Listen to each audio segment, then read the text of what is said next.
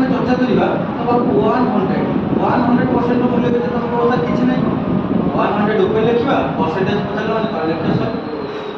बोले एक बार हाँ डबल जीरो कटिगला ये आर रिजल्ट के बुझे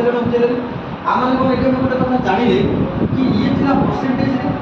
आम आपको कन्भर्ट कले कौन ना फ्राक्शन कौन